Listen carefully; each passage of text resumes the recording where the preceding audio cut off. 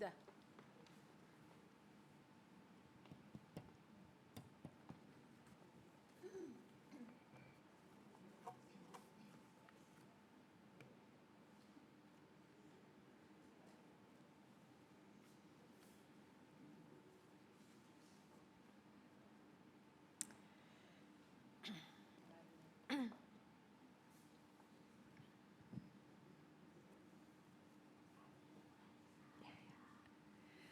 Selamat malam Bapak Ibu, selamat bertemu kembali dalam acara Malam Puji dan Sabda kali ini, bulan Juni tanggal 20, 2024. Tema MPS pada malam hari ini adalah arti firman bagi orang percaya yang akan dibawakan oleh Penatua Ana Nuraini. Dan malam ini kita juga dimeriahkan oleh pengiring musik Kulintang Melodi Kasih. Baik Bapak Ibu, saya undang untuk bangkit berdiri. Kita akan bersama-sama memuji Tuhan dari nyanyian NKB 7. Nyanyikanlah nyanyian baru.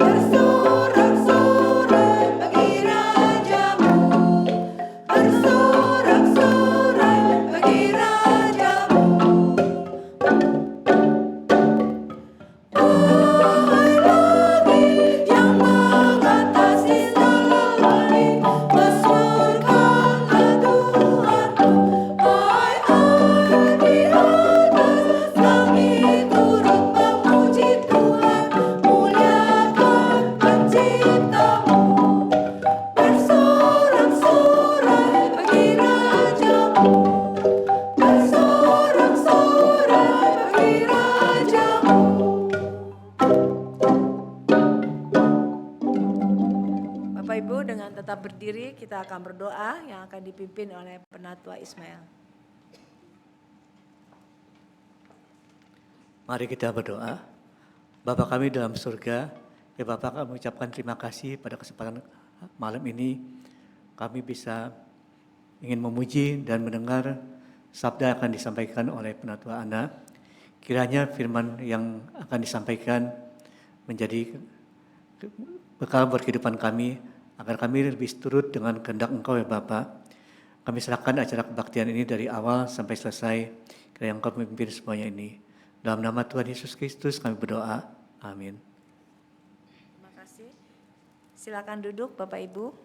Kita akan kembali memuji Tuhan dari KJ 362.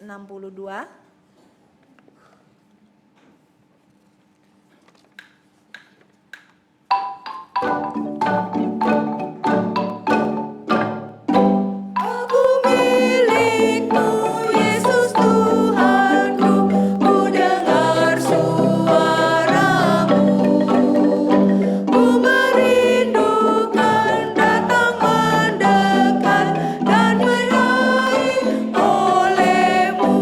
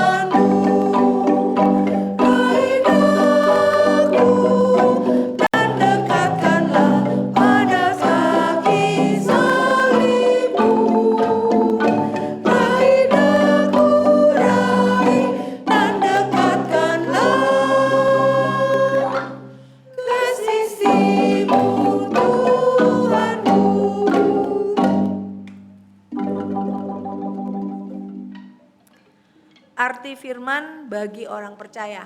Tema kita pada malam hari ini mengatakan bertanya arti firman bagi orang percaya. Dan pada malam hari ini saya akan mengajak atau meminta beberapa teman dari Bapak Ibu yang hadir saat ini boleh maju ke depan untuk menyatakan apa arti firman bagi kehidupan kita. Bisa ada, silakan.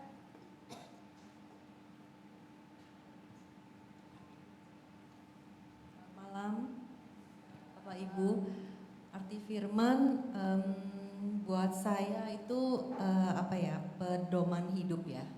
Jadi kehidupan kita itu dijalankan berdasarkan ajaran-ajaran Tuhan yang ada dalam kitab suci, dalam firman Tuhan itu. Terima kasih Ines. Ada lagi? Silakan, ada yang mau menyatakan arti firman bagi kehidupan kita?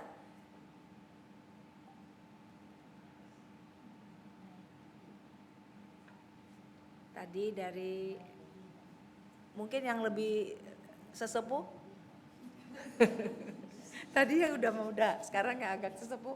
Pak Santo mau menyatakan?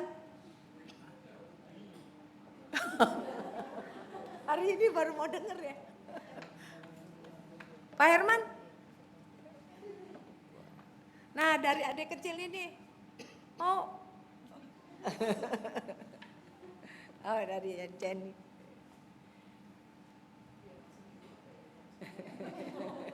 Arti firman kadang-kadang atau seringkali firman itu bisa menjadi jawaban. Jadi ketika kita bertanya-tanya, mungkin kita mendapatkan jawaban ketika membaca firman Tuhan. Ya. Ada lagi? Satu orang lagi? Wani kayaknya pas Pak Is. Firman itu kalau saya mungkin barangkali ya Tuhan itu sendiri gitu ya. Kita nggak pernah lihat Tuhan, tapi kita belajar dari firman itu ya untuk mengenal Tuhan itu seperti apa gitu ya. Barangkali gitu. Ya, terima kasih. Ya, terima kasih Pak Is. Ya, nah malam hari ini kita akan mendengar dari Penatua Ana sebenarnya apa sih arti firman bagi kehidupan kita. Mari kita siapkan hati dan pikiran kita. Kita akan memuji Tuhan dari nyanyian firman-Mu, pelita bagi kakiku.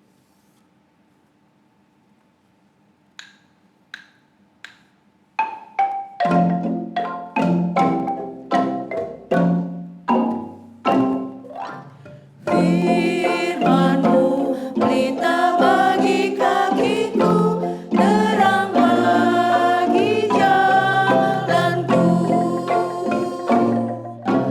Firman-Mu, pelita bagi kakiku,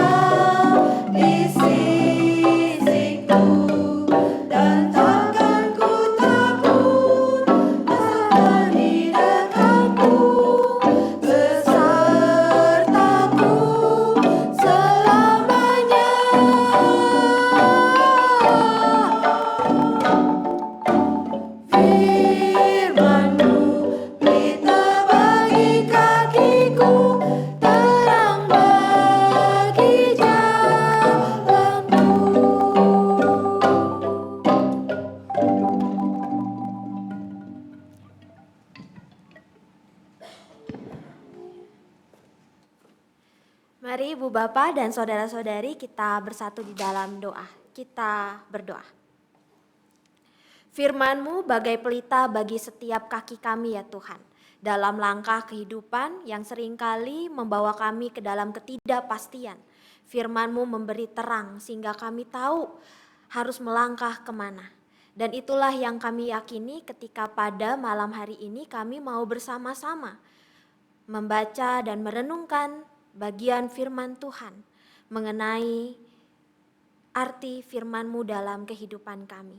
Biarlah Tuhan melalui tuntunan Roh Kudus kami boleh menemukan pesan firman Tuhan dan membuat firman Tuhan semakin berarti dan bermakna di dalam kehidupan kami. Bersabdalah ya Allah, kami mau dan siap untuk mendengarkan. Dalam Yesus Kristus kami berdoa. Amin. Ibu Bapak, sebelumnya saya minta maaf, saya mungkin ada salah ya. Soalnya Ibu Bapak jalannya duduknya jauh, pada di belakang. Jadi kayaknya kita musuhan gitu ya.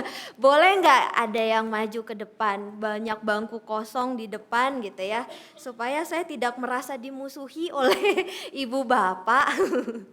Gitu. Terima kasih. Oke, pembacaan hari ini gitu ya tentang arti firman Tuhan bagi orang percaya. Kelihatan jelas ya? Oke. Dari Mazmur 1 gitu ya. Ibu Bapak boleh buka Alkitabnya, boleh dibuka gitu ya.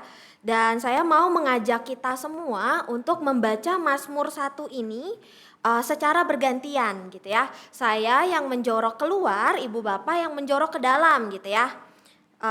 Mazmur 1 ayat yang pertama sampai ayat yang ke-6. Demikian. Untuk Ibu Bapak dan saudara-saudari yang mengikuti di rumah juga boleh mengikuti gitu ya, membaca Mazmur 1. Ibu Bapak yang menjorok ke dalam ya. Ayat yang pertama. Berbahagialah orang yang tidak berdiri di jalan orang berdosa, tetapi yang kesukaannya ialah Taurat Tuhan. Ia seperti pohon yang ditanam di tepi aliran air. Tidak pernah layu daunnya. Bukan demikian orang fasik. Sebab itu orang fasik tidak akan tahan dalam penghakiman. Sebab Tuhan mengenal jalan orang benar. Ya, demikianlah pembacaan firman Tuhan, terpujilah Allah gitu ya. Ibu Bapak bicara tadi, Bu Natali udah bertanya gitu ya.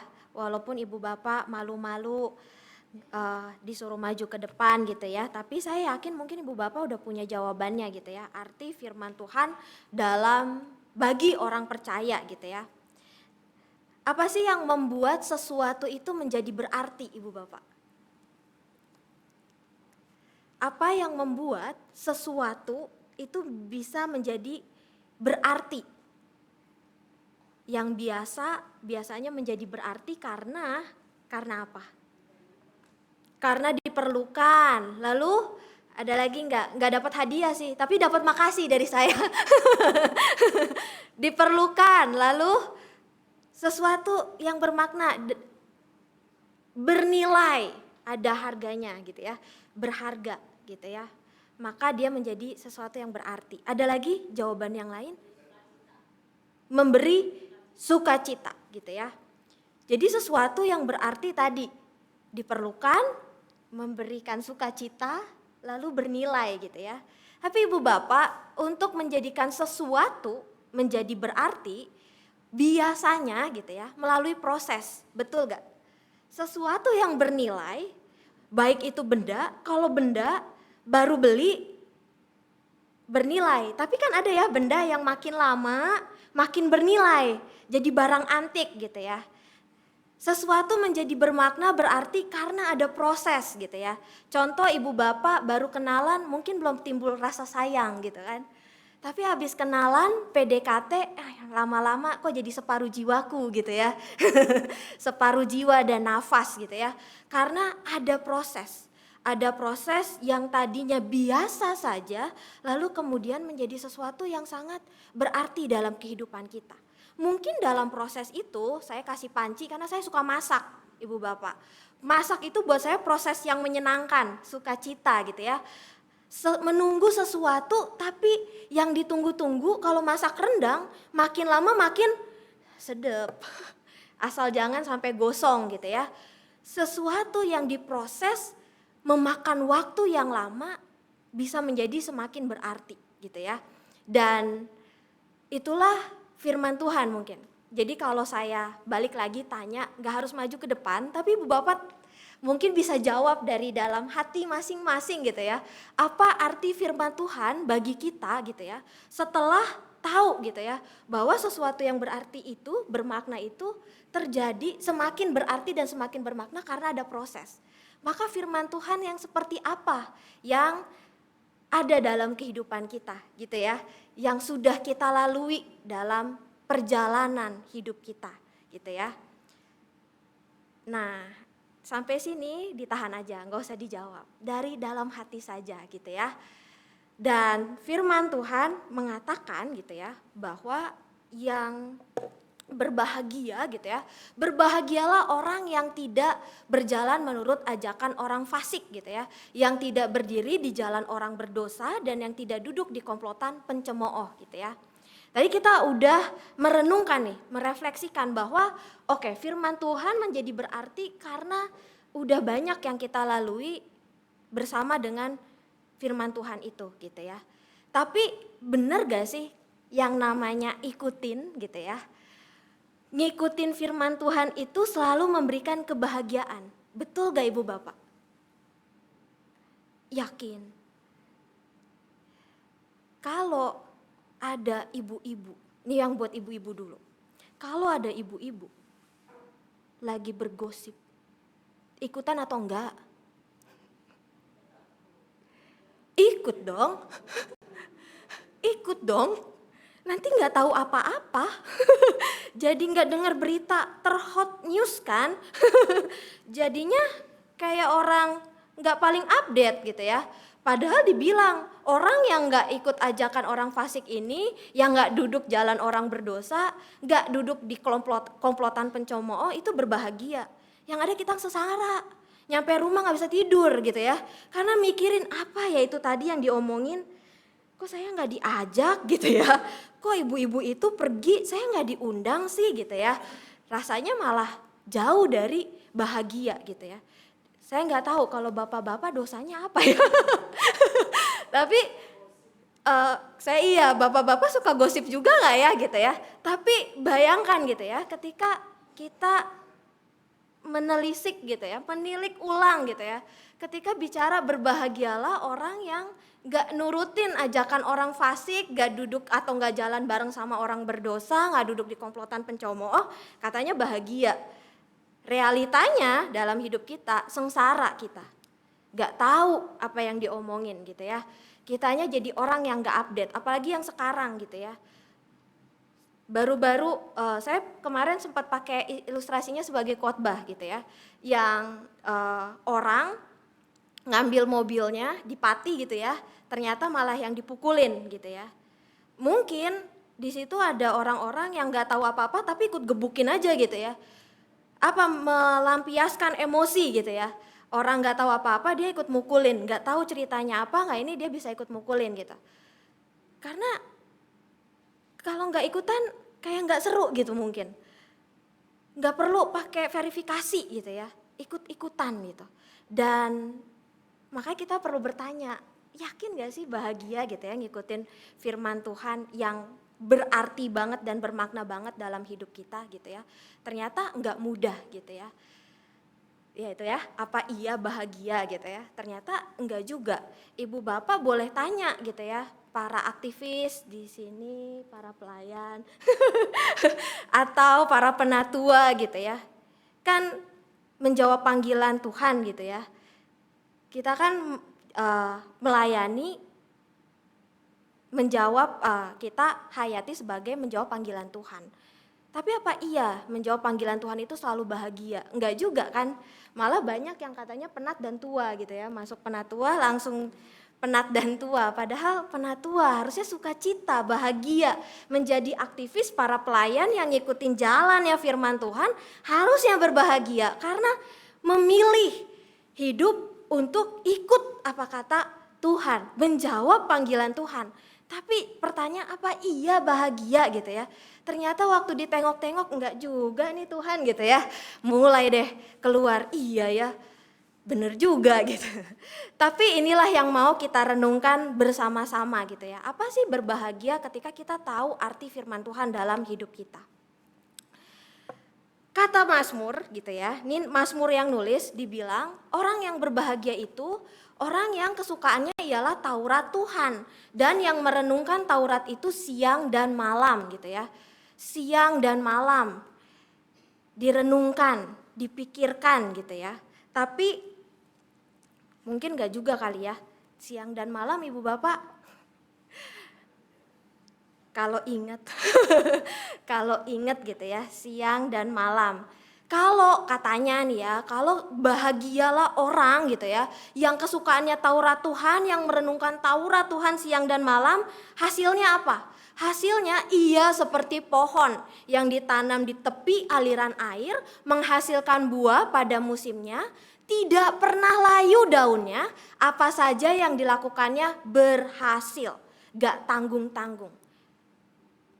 Seperti pohon, orang yang mengikuti firman Tuhan gitu ya, yang kesukaannya adalah Taurat Tuhan. Nah saya mau ajak kita semua melihat gitu ya, saya baru membaca satu buah tafsiran gitu ya, yang ditulis oleh Timothy Keller gitu ya. Timothy Keller ini seorang pendeta gitu ya, pendeta, dia kena cancer gitu ya. Dia kena cancer terus dia bilang, dalam Mazmur 1 ini pohon yang dimaksud gitu ya, dalam Mazmur 1 itu adalah jenis pohon ek putih namanya Quercus alba gitu ya, yang dapat bertahan dalam berbagai iklim dan kondisi tanah. Sebab pohon ini punya gitu ya, kulit yang tebal, mampu melindungi dari dingin yang ekstrim dan kerusakan fisik. Jadi pohon ini tahan di iklim dingin bisa, di panas juga bisa. Kemampuan beradaptasi, mampu menghadapi perubahan cuaca gitu ya, dan suhu yang ekstrim. Jadi dia bisa tahan dalam berbagai cuaca dan suhu ekstrim. Lalu tahan terhadap angin. Kenapa? Ibu bapak lihat tuh ya, pohonnya gede banget. Itu akarnya pasti kuat gitu ya, melebar kemana-mana terus kuat sehingga dia bisa tahan terhadap angin. Lalu ada yang menarik lagi namanya masa dormansi. Saya cari tahu gitu ya, ternyata pohon ek ini kalau di musim dingin dia akan mengurangi metabolismenya gitu ya. Jadi ada waktu istirahatnya ibaratnya gitu. Dia akan beristirahat supaya di musim dingin dia bisa bertahan. Tadi ya yang adaptasi, dan adaptasi itu di dalam adaptasi ternyata dia mengurangi metabolisme. Saya nggak tahu ya, ini hebatnya peneliti bisa tahu kalau pohon ternyata punya waktu untuk beristirahat gitu ya. Dan itu yang membuat si pohon jadi kuat dan mampu bertahan dalam berbagai cuaca. Nah, pohon itu ibu bapak kan memberikan oksigen, betul ya? Ada buahnya, tadi tahan, lalu bertumbuh dan istirahat. Istirahat itu tanda pemulihan gitu ya. Kita istirahat, besok paginya kita lebih kuat. Besok pagi kita punya kekuatan yang baru, semangat yang baru untuk menjalani hari. Dan karena itu pohon itu menjadi tanda kehidupan, tanda ketahanan, tanda pertumbuhan gitu ya. Karena pohon ek tumbuhnya besar sekali gitu ya, tinggi gitu ya, dan tanda pemulihan. Bukan hanya bagi si pohon sebetulnya, tapi bagi alam kita juga demikian. Bukannya kita tuh butuh pohon banyak gitu ya, biar polusi di Kelapa Gading berkurang. Setiap pagi bangun tidur udah abu-abu langitnya gitu ya. Karena gak ada pohon. Padahal pohon itu tanda kehidupan, ketahanan, pertumbuhan, dan pemulihan. Dan itulah yang dimaksud oleh Mazmur 1. Kenapa kita bisa berbahagia? Berbahagia bukan karena berbahagia kita mendapatkan apa yang kita inginkan. Tapi dalam berbagai rintangan dan tantangan kehidupan, kita masih bisa hidup, kita punya ketahanan, daya tahan yang tinggi gitu ya, sehingga dapat menghadapi berbagai cuaca dan iklim, kita tetap bisa bertumbuh, baik dalam panas maupun dingin, dan kita punya waktu untuk istirahat, waktu untuk pulih gitu ya. Itu yang dimaksud dalam Mazmur 1.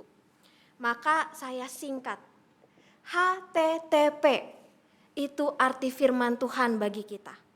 Firman Tuhan itu pasti memberi hidup, firman Tuhan itu pasti memberi ketahanan dalam diri kita, firman Tuhan itu pasti menumbuhkan, dan firman Tuhan itu pasti memulihkan.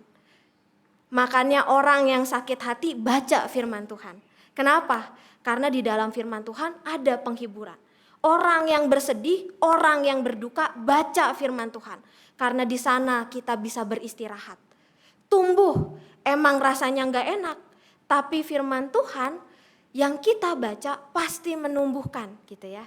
Dan dalam kehidupan kita, dalam berbagai tantangan yang kita hadapi, termaksud untuk tidak duduk bareng-bareng sama orang-orang yang gosip-gosip tadi, yang ngejek-ngejek tadi, kita punya ketahanan. Tahan terhadap berbagai tantangan kehidupan yang diberikan. Dan yang pasti Ibu Bapak, kita tetap bisa hidup. Berapa banyak sekarang orang yang hidup cuman raganya aja, tapi belum tentu punya semangat hidup di dalam dirinya. Karena apa? Gak punya ketahanan, gak kuat dengan pertumbuhan, gak tahu kalau pulih harus dibawa kemana. Sedih, duka, rasanya putus asa gitu ya. Jadi firman Tuhan itu pasti memberi kehidupan. Supaya apa? Dalam berbagai rintangan, pergumulan dalam hidup kita, kita tetap bisa menemukan yang namanya hidup. Oksigen buat bernafas gitu ya. Dan itulah arti firman Tuhan bagi kita. Terus gimana caranya gitu ya, supaya hidup, tahan, tumbuh, satu lagi apa? Pulih. Gimana caranya? Caranya adalah, ya ini yang menarik. Kalau dalam bahasa aslinya, merenung tadi pakai bahasa Ibrani itu haga gitu ya. Artinya meditate, meditasi gitu ya. Nah Ibu Bapak jangan salah paham. Meditasinya Kristen bukan meditasi yang mengosongkan pikiran. Kosongkan pikiran. Yang ada perut yang bunyi ya. Ternyata perutnya ikutan kosong. Bukan kayak gitu. Meditasi dalam Kristen adalah bukan mengosongkan pikiran, melainkan mengisi pikiran dan hati kita dengan firman Tuhan. Maka untuk merenungkan firman Tuhan, pagi, siang, malam gitu ya, membutuhkan pikiran dan hati yang bisa terus selaras dengan kehendak Allah gitu ya. Jadi masukin firman Tuhan dalam hati dan pikiran. Bukan sekadar dibaca lalu ditutup dan udah tahu. Tapi coba terapkan, pikirkan firman Tuhan itu di dalam hidup kita, dalam sehari-hari gitu ya, yang kita jalani. Meditasi gitu ya. Ada beberapa waktu lalu saya ikut pembinaan di PLC, Penabur Learning Center gitu ya di Serpong. Lalu di sana diajarkan cara bermeditasi. Caranya sangat sederhana Ibu Bapak. Saya cuma diminta dan teman-teman yang lain, pendeta dan calon pendeta, disuruh tutup mata lalu fokus bernafas. Dan dalam nafas itu kita menyebutkan Maranatha gitu ya. Si pembicaranya bilang, gak perlu tahu artinya gitu ya. Gak perlu tahu artinya, gak perlu mikirin ini saya ngapain. Biasanya kalau meditasi suka overthinking gitu ya. Tapi coba fokus sama nafas, lalu sebutkan Maranatha tadi berulang kali. Sampai kita tahu dan terasa bahwa Allah hadir dalam hati kita gitu ya. Dalam diri kita. Perlu latihan gak? Perlu. Ternyata waktu saya nyoba 5 menit aja saya udah ke alam mimpi Bu Bapak. Sampai dipanggil kebangun gitu ya. Dan ternyata gak cuma saya, yang lain juga lelah kayaknya. Jadi kadang-kadang gitu kita bermeditasi terlalu nyaman jadi hilang. Tapi kata si pelatih ini dia bilang gak apa-apa gitu ya. Karena namanya kita mau fokus. Dan kadang-kadang fokus itu membawa kita pada hal yang sangat nyaman gitu ya. Tapi memang perlu dilatih. Dilatih supaya apa? Firman Tuhan gitu ya, atau kehadiran Tuhan itu dapat dirasakan dalam diri kita. Maka sebenarnya merenungkan bukan seberapa banyak ibu bapak baca firman Tuhan di pagi hari. Saya mau baca Yohanes 1 pasal setiap pagi, boleh. Boleh ibu bapak. Tapi yang dimaksud dalam merenungkan di dalam Mazmur adalah bagaimana kita menggunakan pikiran kita dan hati kita yang diisi oleh firman tersebut. Kalau kayak gitu perlu nggak firmannya banyak-banyak? Enggak. Cukup ibu bapak katakan belas kasih. Pikirkan dari hati dan pikiran kita. Rasakan sampai kita bisa punya belas kasih. Sampai kita, Ibu belum mulai meditasinya udah tidur gak ya? Oke. Jadi meditasi bukan berapa banyak ayat yang kita baca, yang kita tahu, tapi seberapa firman Tuhan yang bisa kita masukkan, isi di dalam pikiran dan hati kita.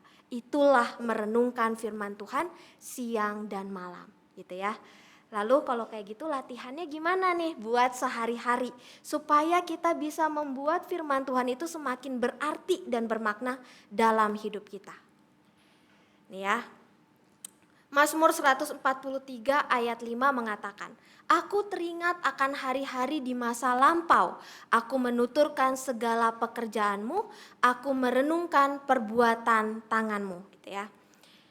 Selain tadi bermeditasi, dalam Mazmur merenungkan itu artinya mengingat segala sesuatu yang terjadi dalam hidup kita. Ingat ada proses. Sesuatu yang bermakna, sesuatu yang berarti harus melalui proses. Dan proses itu adalah proses mengingat. Mengingat bagaimana firman Tuhan menolong kita, bagaimana firman Tuhan mengingatkan kita, bagaimana firman Tuhan menghibur, bahkan mengisi kita gitu ya. Maka ingatlah hari-hari di masa yang sudah kita lewati. Tapi juga ingatlah segala pekerjaan Tuhan yang terjadi dalam hidup kita dan renungkan apa saja yang Tuhan buat dalam kehidupan kita, gitu ya. Mengingat semuanya yang sudah Tuhan berikan dalam hidup kita. Nah, sekarang bagaimana cara kita merenungkan firman Tuhan itu dalam hidup kita? Yang pertama Ibu Bapak, dalam merenungkan bukan sekadar mengenali kebajikan di balik ketetapan Allah, bukan sekadar menghindari jalan orang fasik, bukan sekadar baca firman Tuhan merenungkannya supaya saya jauh dari dosa, supaya saya bisa jaga mulut saya, hati saya, bagus itu. Tapi kalau kayak gitu doang kita akan jatuh sebagai orang-orang Farisi. Karena kita hanya akan menjadi orang-orang yang merasa paling benar untuk menghakimi orang lain. Sejauh saya tidak berdosa, orang lain berdosa, saya bisa hakimi. Enggak kayak gitu. Tapi merenungkan firman Tuhan adalah upaya mengenali kebajikan yang membuat kita memahami kehendak Tuhan dalam setiap pergumulan. Gitu ya. Ingat perkataan Tuhan Yesus. Tuhan Yesus bilang dia datang bukan untuk menghilangkan hukum Taurat, tapi untuk menggenapi, karena Tuhan Yesus datang ke dunia untuk memberitahu bahwa apa yang dijalani orang-orang beragama hanya mencari benar. Saya tidak berdosa, orang lain berdosa. Sedangkan buat Tuhan itu ngomongin tentang menjaga kehidupan, bagaimana berbelas kasih, bagaimana memelihara keharmonisan dalam hidup bersama, gitu ya. Ingat Ibu Bapak, waktu awal-awal pandemi ada PPKM. Kita disuruh pakai masker, jaga jarak, cuci tangan dan lain-lain gitu ya.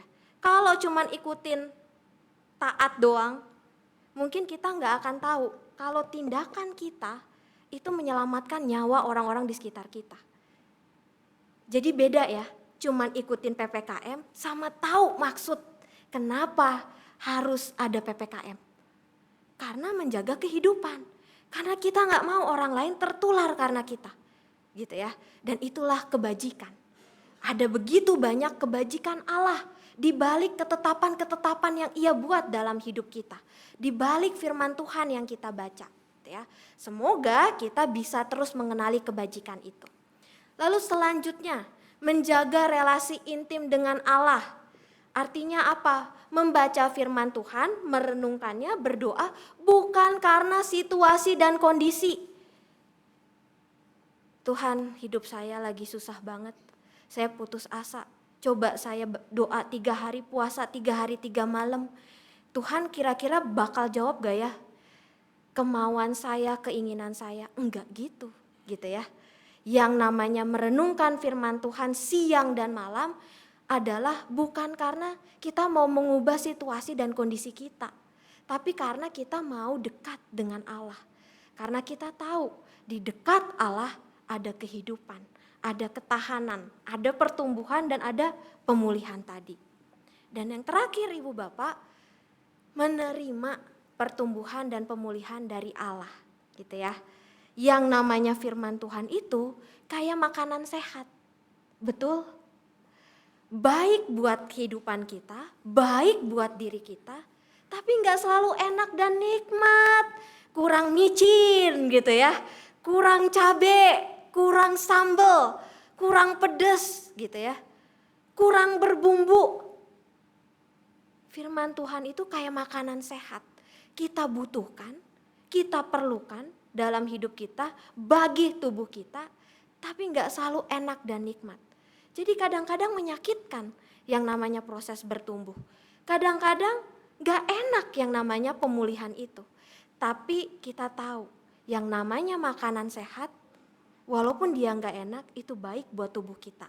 Maka dalam merenungkan firman Tuhan, menjadikan firman itu berarti dalam hidup kita, terimalah pertumbuhan dan pemulihan dari firman Tuhan. Dan karena itu, kita mau sama-sama ucapkan gitu ya. Pesan firman Tuhan pada hari ini, arti firman Tuhan bagi kita. Apa aja Ibu Bapak? Kurang yakin nih, baru beberapa ya. Kita ulang sekali lagi yang yakin ya. Kan ini yang memberikan hidup, ketahanan gitu ya, memberikan kita pemulihan, maka katakan itu dengan keyakinan bahwa dengan firman Tuhan kita dapat 4 hal ini dalam hidup kita. 1. Kiranya ketika kita bisa terus merenungkan firman Tuhan dalam hidup kita, mengisi hati dan pikiran kita dengan firman Tuhan, maka kita dapat terus hidup, tahan menghadapi tantangan, bertumbuh dalam kehidupan yang kita jalani, dan kita boleh semakin menjadi orang-orang yang berpulih dan bahkan memulihkan kehidupan di sekitar kita. Tuhan menolong dan memampukan kita. Amin.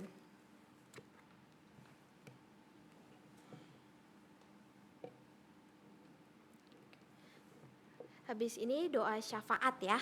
Apakah ada yang ingin didoakan secara khusus di tempat ini, Ibu Bapak? Tidak ada? Untuk Pak, Ya, untuk keluarga Semi ya. Ya.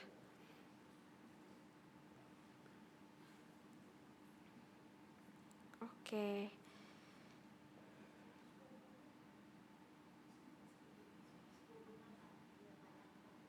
Sepupunya Pak Yanto. Oh, iya ya. Oke. Ya, kita akan mendoakan. Mari Ibu Bapak kita bersatu di dalam doa, kita berdoa. Allah Bapa di dalam surga, kami saat ini Tuhan bersyukur karena Engkau telah ingatkan. Ingatkan setiap kami apa arti firman bagi kami. Firman yang memberikan kami kehidupan, firman yang menolong kami menghadapi berbagai tantangan dan rintangan, sehingga kami punya ketahanan di dalam iman, di dalam kehidupan yang kami jalani.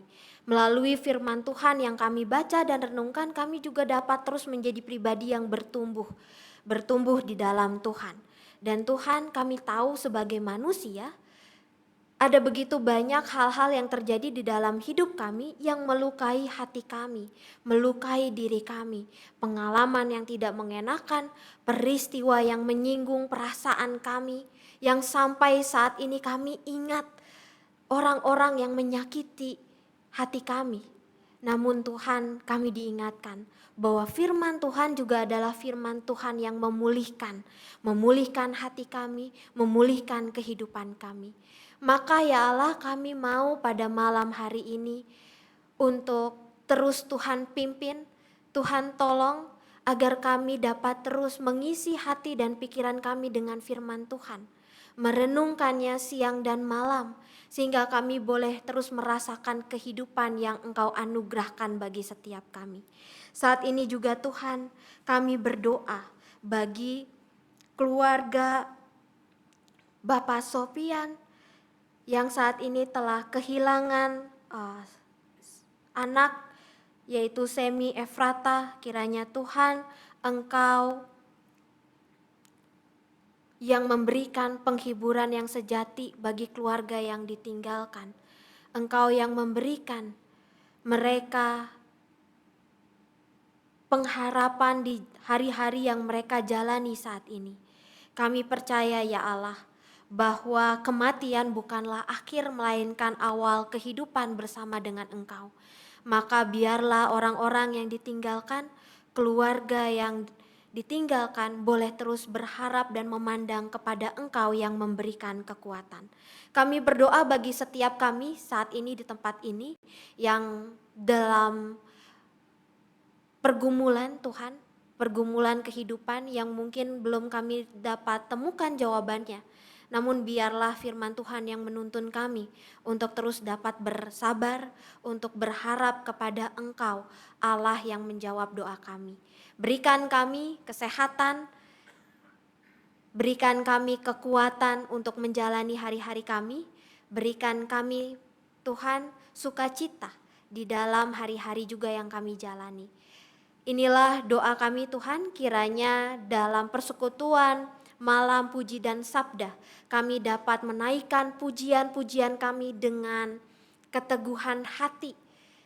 Karena kami tahu Engkau adalah Allah yang setia kepada setiap kami. Inilah doa syafaat kami yang kami naikkan hanya di dalam nama Tuhan Yesus Kristus, Tuhan dan Juru Selamat kami yang hidup. Amin.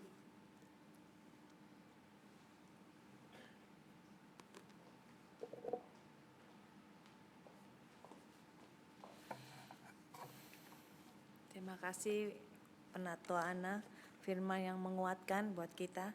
Saya jadi teringat waktu saya remaja, dulu di GKI Halimun, ada persekutuan, kelompok kecil, jadi kita tuh PA di wilayah-wilayah. Dan kita memang sudah diajarkan untuk saat teduh sendiri.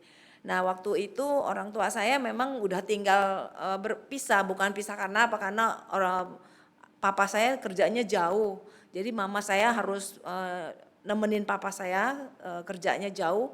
Di waktu itu di Kerawang, sekarang sih udah deket waktu saya remaja itu kayaknya jauh banget itu Kerawang. Nah saat itu saya tinggal sama cici saya sama koko, terus Jadi saya punya adik 3 dan waktu itu saya masih remaja dan saya merasa saya nggak punya temen gitu, nggak punya sendiri karena mama papa saya nggak ada gitu. Nah saat itu saya baca firman Tuhan, saya lupa di Yohanes berapa tapi saya baca saya itu ya, kamu tidak ditinggalkan sebagai yatim piatu. Nah itu ayat itu sangat menguatkan saya bahwa Tuhan ada di dekat saya. Tuhan ada dekat saya dan saya tidak ditinggalkan Tuhan. Nah itu firman Tuhan buat saya sangat berarti. Dan di hari-hari yang sekarang pun saya merasakan kenapa anak-anak sekolah minggu tuh harus hafalin ayat Alkitab. Hafalin, ada ayat hafalan. Dulu saya ngajar di Unika Sahabat Kristus, saya sendiri karena guru harus hafal, jadi mau nggak mau ayo hafal. Dan sekarang bermakna. Jadi ketika saya mengalami sesuatu saya ingat yang dulu saya hafalin itu ayat firman. Jadi sangat bermanfaat firman Tuhan itu kalau kita juga membaca dan mengingat-ingatnya. Kalau enggak ya enggak ada artinya. Nah karena itu saya mengundang Bapak Ibu untuk hadir di PA setiap awal Kamis pertama. PA itu sangat baik karena kita diingat kembali dengan firman Tuhan. Dan saya sendiri merasakan manfaatnya dengan PA. Kalau kita suruh baca Alkitab 2 ayat, tautonya udah hilang kata Ana, ngantuk gitu kan. Tapi kalau dengan PA kita sama-sama dengan teman, akhirnya kita lebih banyak mengetahui firman Tuhan. Baik Bapak Ibu, kita akan kembali memuji Tuhan. Ya Yesus, ku berjanji.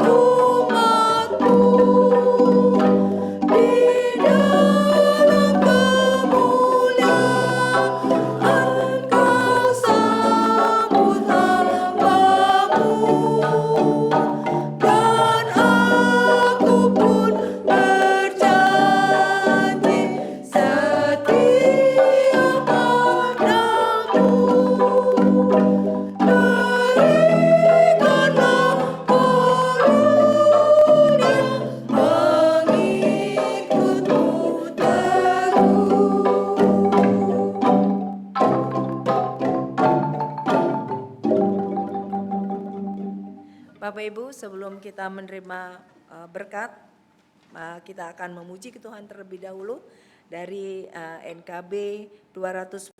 Ku utus kau.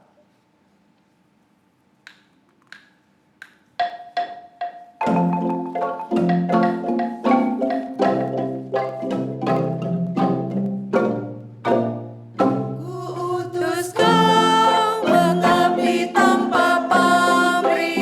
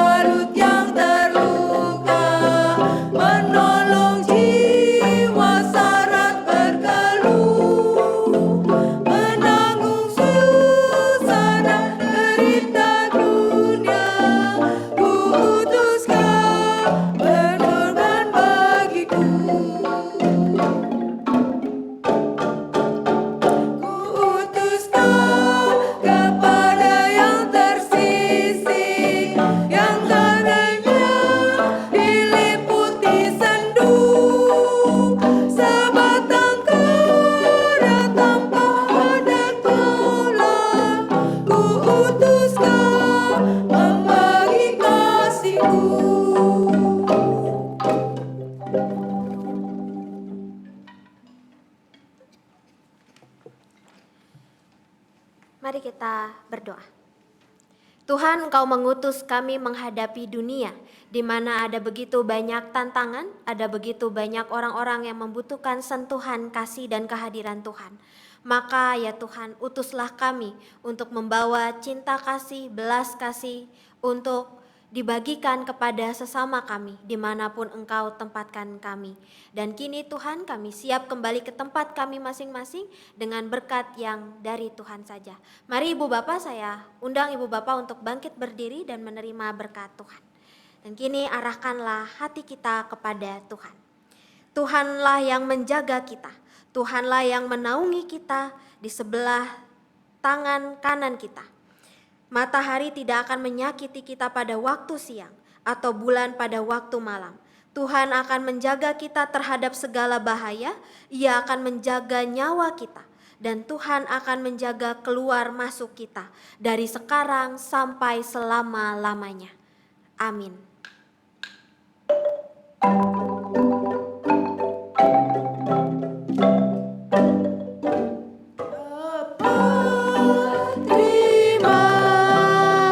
kasih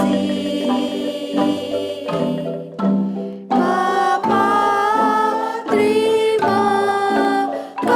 kasih Bapa di dalam surga, ku berterima kasih. Amin.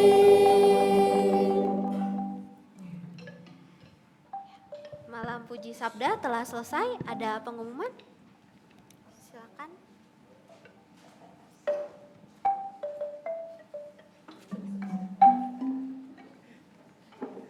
Selamat malam Bu Bapak. Merasa kedinginan malam ini? Kalau gitu saya boleh minta satu ya, kita akan bertepuk tangan untuk apa? Karena Tuhan sudah mengumpulkan kita di tempat ini, sudah luar biasa pelayanan dari Penatua Ana, Koikmas dan Kolintang Mengedukasi. Kayak kita bertepuk tangan dulu ya.